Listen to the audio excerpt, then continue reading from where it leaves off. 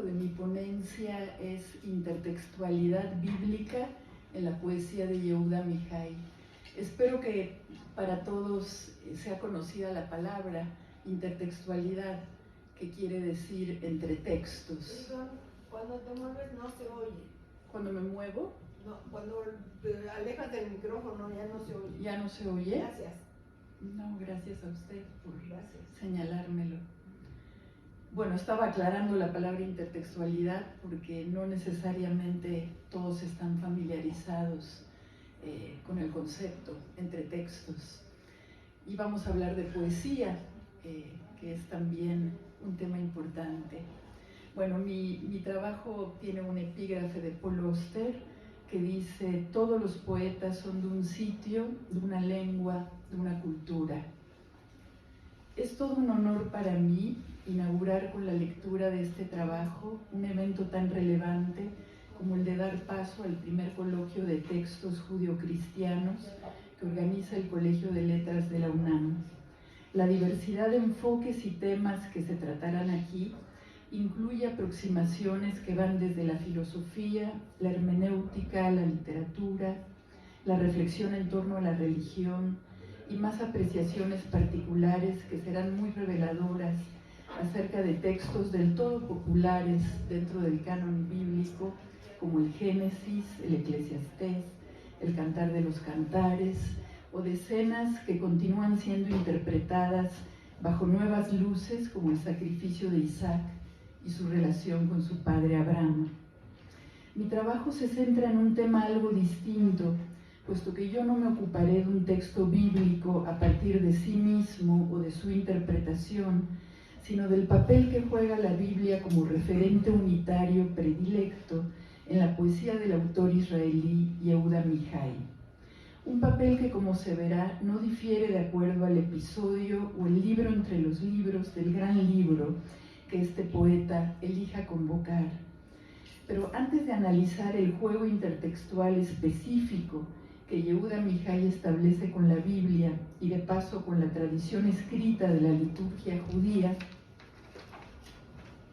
me parece importante plantear algunos interrogantes previos y reflexionar un momento acerca de la función que la Biblia ha tenido para los poetas modernos en general, dentro de los cuales figura el caso particular de Yehuda Amichai.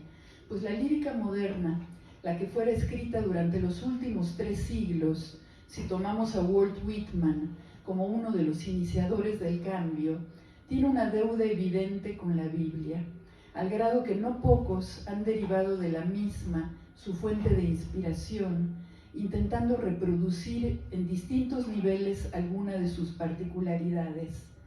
Esta deuda la tuvieron probablemente también los poetas de otras épocas, pero nunca antes del siglo XIX, por ejemplo, se había dado el caso de un nuevo modo de versificar que irrumpe con su influencia desde la obra de un autor que se formó como lector de la Biblia. Me refiero al mismo Whitman, a quien acabo de nombrar, que inaugura con su torrente poético un rango estilizado de versificación que renueva la poesía a partir de una cadencia hecha de versos libres, de la cual se dice que reproducen el encadenamiento ininterrumpido de la Biblia. Walt Whitman toma la continuidad imparable del discurso bíblico para crear un nuevo estilo llamado el poema de largo aliento, y con esto invita a los demás a seguirlo, imitando su nueva forma de componer. Por esta y otras razones su obra se liga a la Biblia, debido además también a la entonación por momentos profética de su voz y el talante genesíaco de su propuesta, que crea con su palabra un mundo nuevo que parte de un imponente yo, que pareciera recuperar el impulso de la voz que impera en los distintos libros de la Biblia, transferidos al trabajo del poeta. Hojas de hierba, de Whitman, y otros títulos de poetas que forman parte de la misma cadena de influencias, como Canto General, de Pablo Neruda, su fiel seguidor en nuestra lengua, o el Cántico Cósmico, del nicaragüense Ernesto Cardenal, que recrea el origen del universo, son solo algunos ejemplos de obras poéticas que, presentadas en tomos voluminosos, pretenden ser espejo del gran libro que cuenta el origen y fin de nuestro mundo. Además de esta relación que podríamos llamar especular, que algunos vastos poemarios guardan con la Biblia por apelar a su forma e intención de relatar poéticamente el principio de un mundo, la inserción de sentencias que provienen de los profetas o el eco del Eclesiastés en las afirmaciones pronunciadas en un poema, aparecen también casi un siglo después de Whitman en la obra de otro de los poetas más influyentes. Me refiero a T.S. Eliot y su poema Canto de Amor de Alfred Pugfrog, o su obra capital Tierra Baldía, con su conocida interferencia de voces provenientes de distintos registros, entre los que figura la Biblia como uno de los más importantes. La misma noción de una tierra baldía se hace eco de Jeremías en el título, y su poesía tendrá un tono de vaticinio y escarmiento respecto a la fe de clara raigambre bíblica.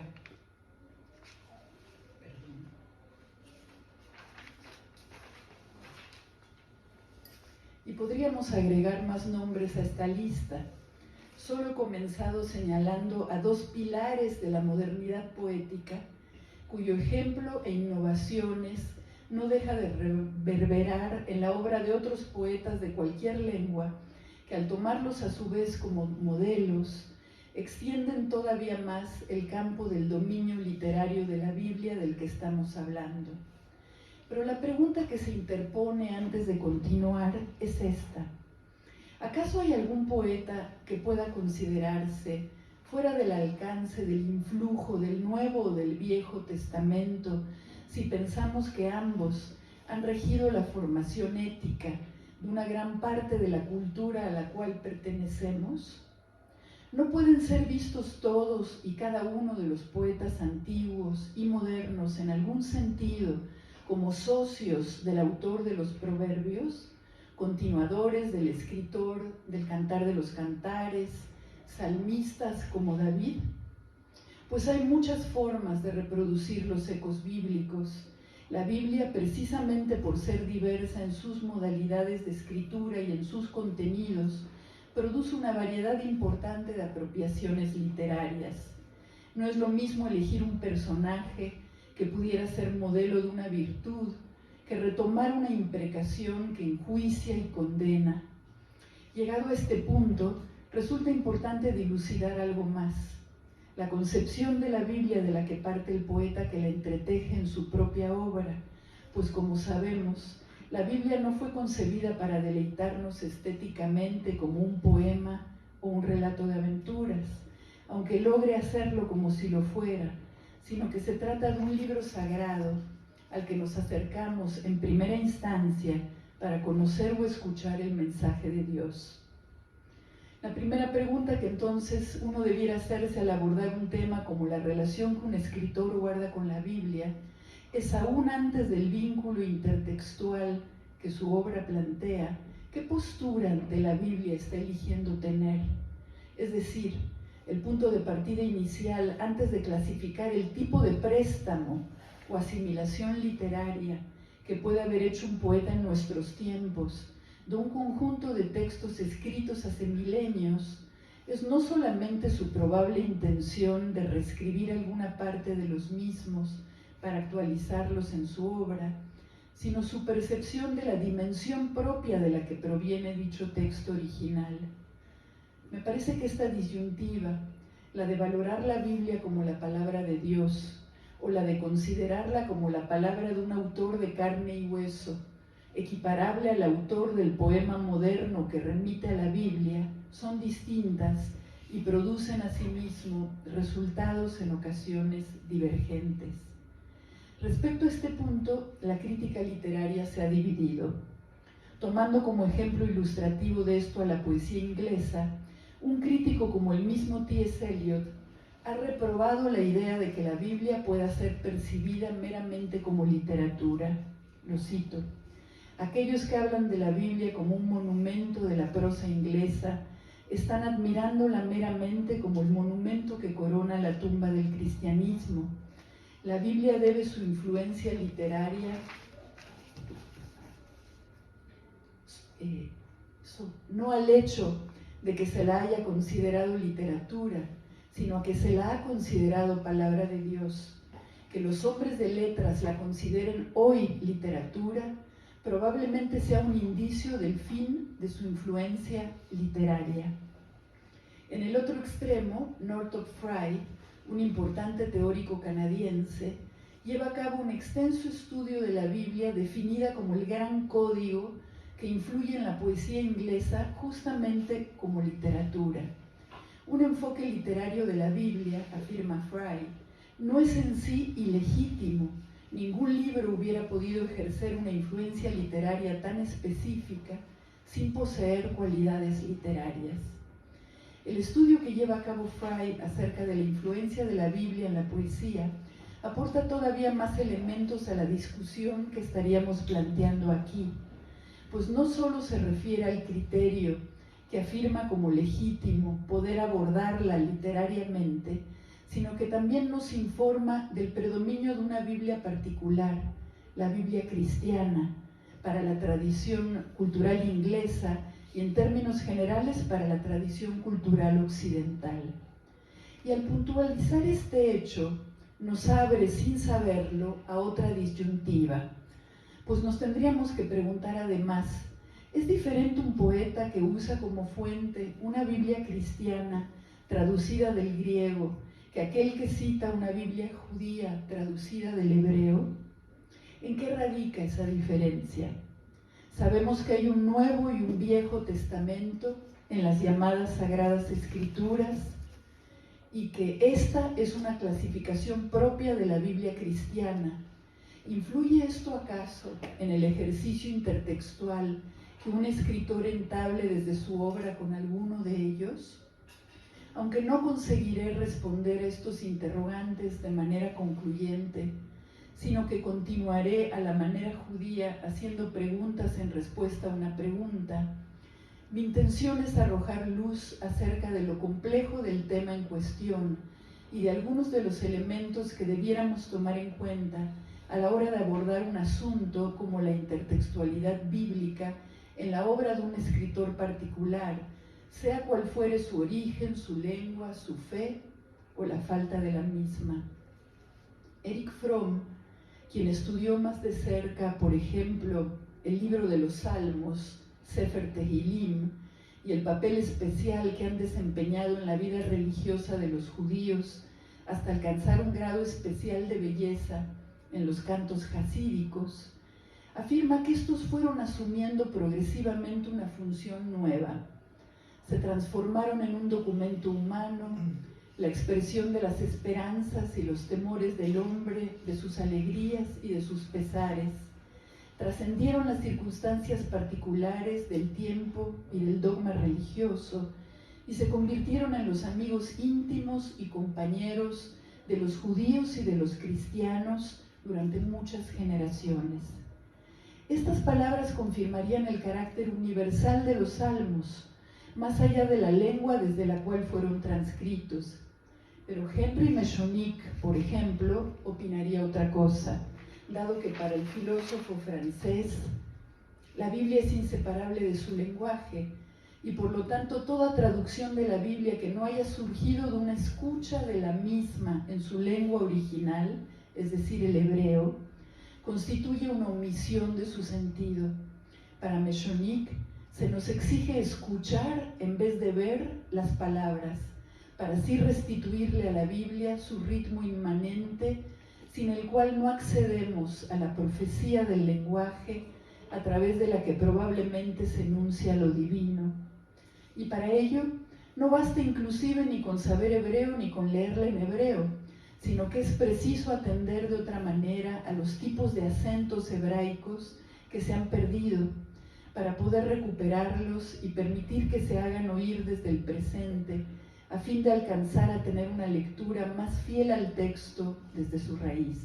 Por lo tanto, ya sea si tomamos al pie de la letra esta exigencia de adhesión a las pautas de recitación del hebreo bíblico en el Tanaj, la Biblia hebrea, o si nos atenemos a la difusión popularizada de los contenidos y de las formas del Viejo y del Nuevo Testamento de la Biblia cristiana, transcritas desde el griego o el latín, por todos lados desde donde lo veamos, retomar la Biblia para fines literarios siempre estará implicando para el que lo hace algo más que la acción de colocar una parte de su texto original en otro sitio.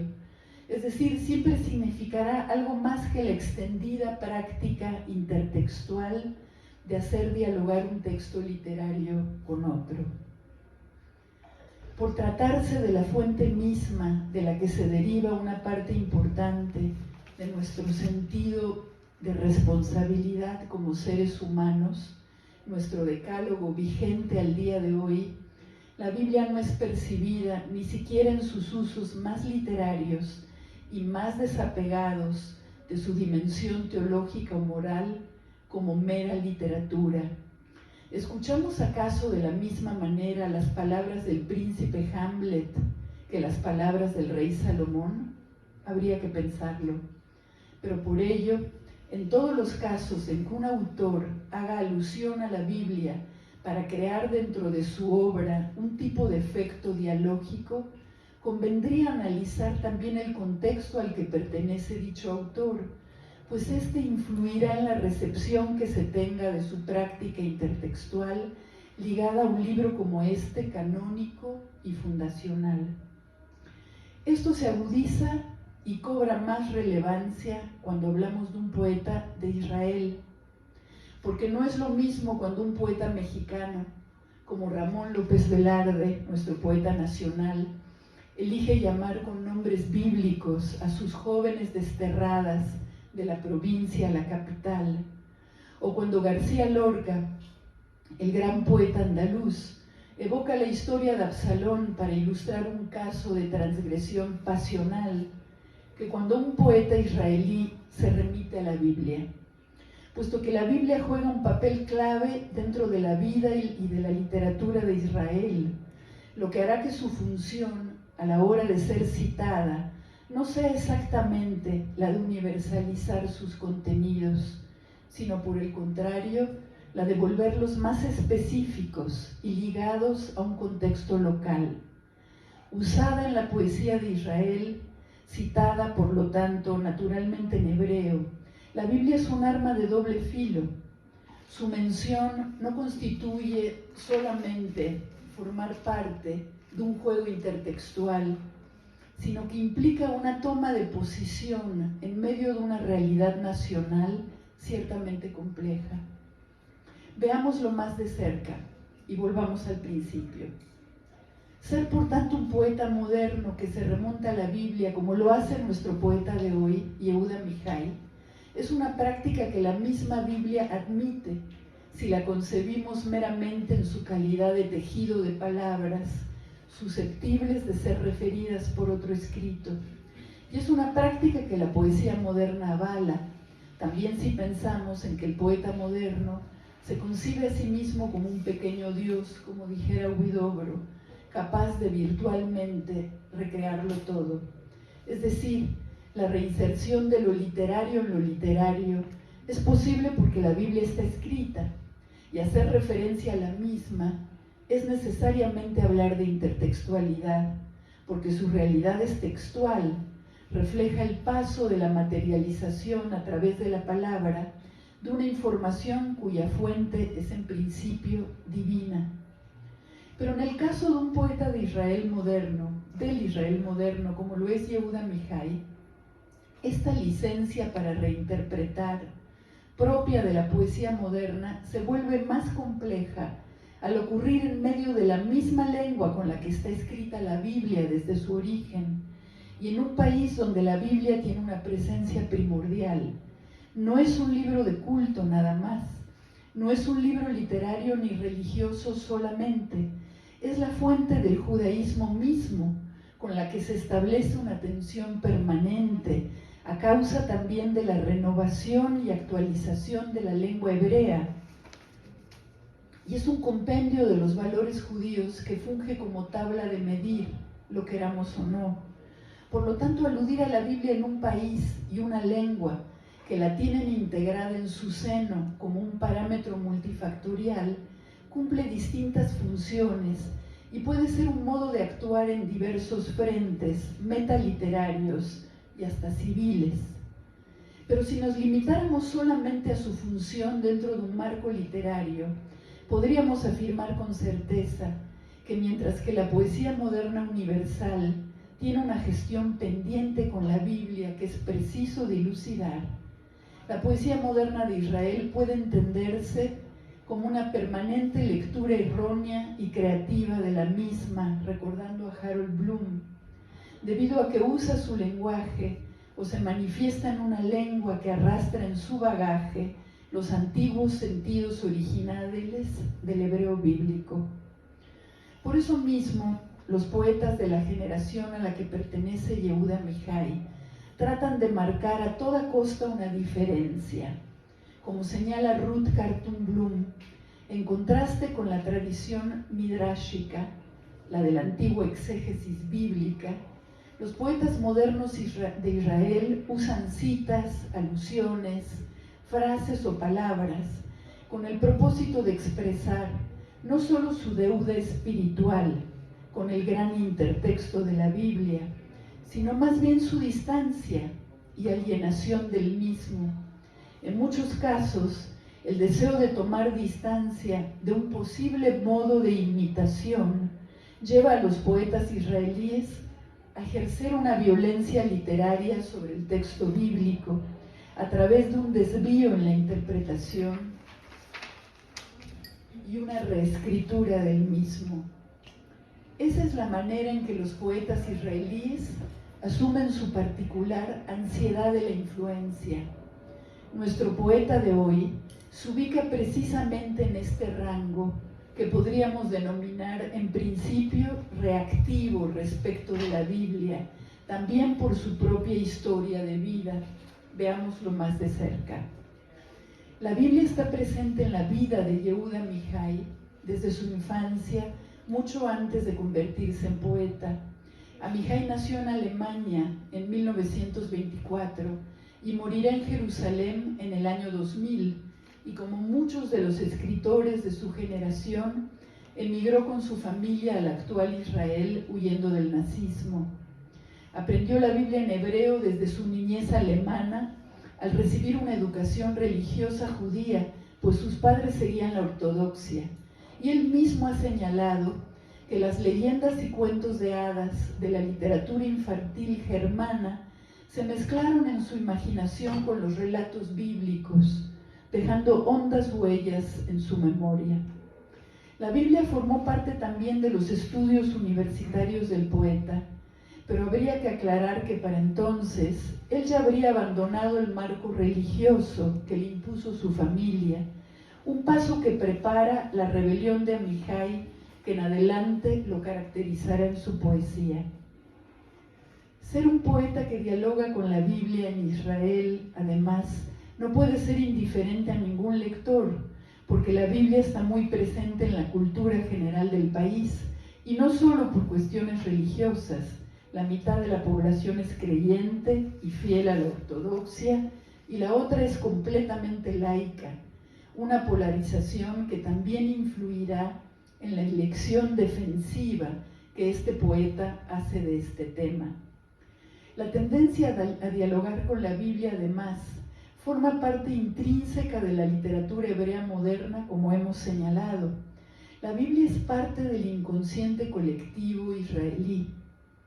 Los nativos del lugar, religiosos o no, crecen estudiando en el colegio el Tanaj, la Biblia hebrea, y se saben de memoria muchos pasajes, de manera que el hacer referencia a tal o cual personaje bíblico en Israel forma parte de una práctica generalizada que va más allá de la religión. Por otra parte, la lengua hebrea moderna es en sí misma, como anticipamos, una forma de dependencia del hebreo antiguo, de no poder desligarnos nunca de sus fuentes bíblicas. El hebreo se constituye en moderno por diferenciarse de su origen como lengua sagrada, de manera que es imposible no estarlo tomando siempre en cuenta, pues es la razón de su existencia. Es decir, que por partida triple se trata de un poeta inmerso en un denso juego de implicaciones y resonancias, con la lengua, con la religión a la que pertenece esa lengua y con los valores que representa.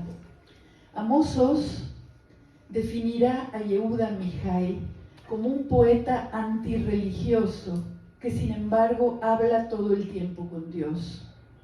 Esta puede ser una primera manera de entender lo particular del juego intertextual que su poesía establece, la paradoja de que no cita solamente, sino que interpela lo citado, reescribe e incluso corrige a las Sagradas Escrituras.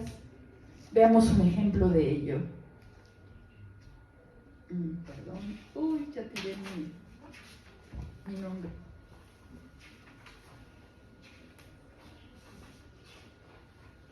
Muchas gracias. Como no sé si conocen a Amichai, voy a leerles aunque sea un poema. Los demás, ¿lo conocen? Gracias, pero igual lo leo para los que no lo conozcan, y de los demás nada más voy a leer un verso, un pedacito, pero al menos que uno esté completo, y si luego quieren leemos más. Veamos un ejemplo de ello. En su poema titulado El hombre en su vida, Amichai comienza diciendo, voy a leerlo: el hombre en su vida no tiene tiempo de tener tiempo para todo, y no tiene el tiempo de tener el tiempo para todo afán. El Eclesiastés no tuvo la razón cuando dijo aquello.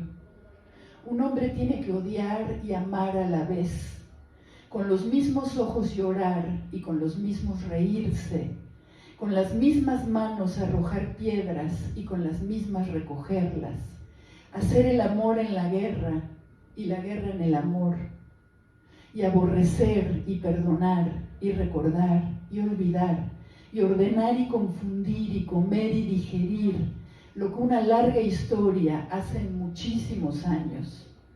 El hombre en su vida no tiene tiempo. Cuando pierde, busca. Cuando encuentra, olvida. Cuando olvida, ama. Y cuando ama, empieza a olvidar. Y su alma es instruida. Su alma es muy profesional.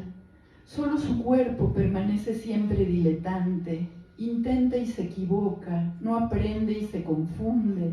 Ebrio y ciego en sus placeres y pesares. Muerte de higos, él morirá en el otoño, arrugado, lleno de sí y dulce, las hojas secándose sobre la tierra y las ramas desnudas señalando hacia un lugar donde hay tiempo para todo. El poema culmina señalando un lugar donde hay tiempo para todo. Ese lugar es la muerte. Amichai rectifica con este poema una de las más citadas formulaciones contenidas en el Eclesiastés acerca del tiempo para cada cosa en la vida. Todo tiene su momento y todo cuanto se hace debajo del sol tiene su tiempo. Es la cita bíblica. Asegurando que no solo no es cierta, sino que no corresponde a nuestros tiempos modernos. El poema también tiene un contenido político y biográfico al mencionar la guerra, el odio y el amor simultáneos, y una dimensión que considero especialmente característica de su poesía, que es la capacidad de adaptar las sentencias bíblicas al contexto de las crisis personales del mundo actual. La prisa, la confusión, la falta de libertad para disponer de nuestro tiempo es parte de lo que se conoce como la vida moderna. El éxito inmediato que tuvo este poema se debe a que simultáneamente transgredía el estatuto religioso, actualizando su contenido por uno con el que cualquiera podría identificarse. El hombre en su vida no tiene tiempo de tener el tiempo para todo afán, escribe Amichai. Pero cabría subrayar que este tipo particular de intertextualidad bíblica, que consiste en parafrasear una de las premisas más difundidas de uno de sus libros cruciales, invirtiendo su sentido, es un modo de provocación que Amihai convertirá en regla. Se apega textualmente a lo enunciado en la Biblia, mientras lo modifica a partir de su propia revisión o puesta a prueba en el mundo real. Al hacerlo, el resultado es claramente evocador del texto original, pues podemos oírlo mientras aparece modificado, y a este recurso algunos autores lo califican de intertextualidad paronomástica, términos parónimos que suenan igual, es decir, un diálogo con el original que pasa por reproducirlo o evocarlo fónicamente. Veamos otro ejemplo.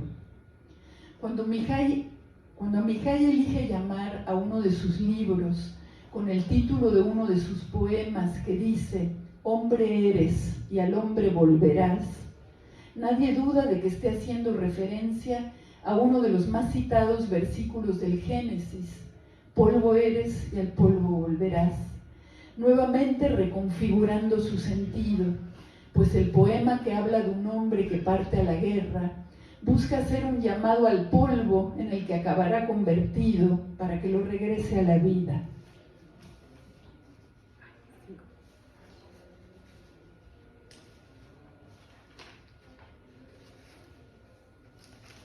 La variedad de apropiaciones intertextuales que la poesía de Yehuda Amihai establece es notable si pensamos que el diálogo con la Biblia es una práctica común dentro de la poesía moderna israelí, de manera que no resulta tan sencillo superar los modelos existentes y distinguirse de los demás. Amihai lo logra creando estrategias personales que le van a dar un sello inconfundible a su voz dentro y fuera de Israel. Quizás uno de los recursos más característicos con los que introduce una nueva modalidad de juego intertextual es el de cambiar bruscamente el escenario de un héroe bíblico, desplazando la identificación del lector de un modo imprevisible. Lo hace, por ejemplo, con la figura de Job, al destinar las penurias asociadas a su nombre para representar los sufrimientos de un bebé por tener que complacer a sus padres. Leo un fragmento. Un niño es un Job que ya es motivo de apuestas, y él no lo sabe, se rasca por placer. No hay dolor todavía, y lo educan para que sea un Job cortés, que diga gracias cuando Dios nos da, y por favor cuando nos quita. El efecto del juego intertextual que hace Amihai en este poema no solo exige un ajuste en nuestra asociación con el Job bíblico original, un hombre sometido de golpe a continuas desdichas que ponen a prueba la verdad de su fe en Dios, y cuyo caso ahora vemos desplazado sobre la figura de un niño, sino que tras la lectura del texto, el nuevo Job creado por el poema, es decir, el pequeño que tolera a sus padres que le ponen pruebas de conducta, también proyecta su inocencia sobre la figura con la que Amihai establece la comparación. Y así resulta del poema un nuevo Job, o una connotación renovada agregada a la figura del Job de la Biblia por su pureza y su inocencia. Este es uno de los logros del juego intertextual de Amihai, pues al llevarnos hacia atrás a un escenario bíblico que de golpe es trastocado a través de una comparación inesperada, nos permite ver tanto lo antiguo como lo moderno con otros ojos. Este juego se agudizará todavía más cuando Amihai elija introducir en sus poemas referencias sexuales o eróticas, una práctica común en él, para producir el mismo cambio brusco de sentidos, alterando la asociación previsible respecto a un tema, nombre, personaje, escena, tomadas de la Biblia, que inesperadamente sirven para otro propósito. En su poema Lo hicimos, nos dice así: Lo hicimos frente al espejo y a la luz. Lo hicimos en la oscuridad, dentro del agua y en los altos pastizales. Lo hicimos cual bicicletas y como animales sagrados y como la carroza de los profetas. Lo hicimos con 6 alas y 6 piernas, pero los cielos por encima de nosotros eran tan duros. La carroza a la que se refieren los versos centrales de este poema es la Merkabá, la carroza celestial que aparece tirada por animales y ángeles en la visión del profeta Ezequiel. Amihai consigue despojar el elemento perturbador que yace en el episodio bíblico original, esa visión indescifrable y aterradora que se adueña del profeta, asociándola en el poema a un encuentro sexual de una pareja. Dicha apropiación del tema de la Merkabá en el manejo intertextual de una visión profética puesta al servicio de un acto terrenal ilustra el modus operandi del poeta y su originalidad, lograda muchas veces por el desvío del contenido original en una dirección inesperada para el lector. Lo que permite la asociación entre estos dos referentes tan distintos es la multiplicidad de brazos, piernas, rostros evocados en la visión profética original, que multiplican a su vez la vivencia física que busca ser representada en el poema. El adjetivo duros, pero los cielos eran tan duros por encima de nosotros, conserva algo de la dureza de aquella visión original. Amihai generalmente elige los modelos opuestos al sentido común para representar también su propia identidad. Nos dice en un poema: siempre soy Caín, es decir, el malo. Y cuando busca encarnar su figura como poeta, elige la del profeta pobre. Pobre no porque no tenga recursos, pues los profetas bíblicos no estaban ligados al apego material, sino pobre en visiones proféticas, pobre por ser moderno. Sin embargo, rico como poeta. En otro lugar yo lo denominé el profeta moderno del pueblo judío. Algunos de los recursos implementados por este gran poeta israelí para atraer la atención del lector sobre los libros antiguos de la tradición hebrea pueden parecer desconcertantes por revelar una pronunciada ironía en eso que Glenda Abramson calificó como su intertextualidad subversiva.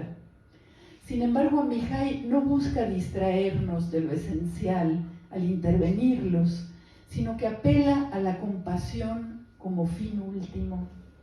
Es también el poeta de su ciudad, Jerusalén, una ciudad bíblica, y para hablar de ella asumirá igualmente la identidad del linaje de profetas que le antecede, no sin dejar de reclamarle a Dios tamaña responsabilidad. ¿Por qué Jerusalén? ¿Por qué no Nueva York? Desde el abismo clamé por ti, oh Señor. ¿Por qué Jerusalén? ¿Por qué yo? Quizás el tipo de manejo intertextual más inapresable, por tratarse de algo tan íntimo, es la incorporación de uno de los libros que componen la Biblia al interior de su voz. Como poeta, muy distinta de la voz segura y regocijada, por ejemplo, de Whitman, frente a su cuerpo o frente a su dilatado yo, a manera de contraste, la de Amihai parece atribulada siempre, sin asombro, aislada y enraizada en su doliente legado, el pasado judío, hablando en voz baja, como le gustaba recitar sus poemas en público, casi rezando. El Eclesiastés es probablemente el texto sagrado más asimilado a la voz del propio Amihai, pues aunque se atreva a contradecirlo en el poema que escuchamos hace unos momentos, su influjo se refleja en el tono de escepticismo que permea casi toda su obra. Para finalizar, podemos asegurar sin temor a equivocarnos que Amihai ilustra con su trabajo la frase de Amos Oz que afirma que en la tradición judía cada lector es un revisor. Su proeza radica entonces en haber revisado por nosotros y para cada uno de nosotros nuestro gran libro, al dialogar con ese pasado, haciendo manifiesta su nostalgia y reclamo por la difícil presencia de lo divino en nuestro mundo. Esto es. Gracias.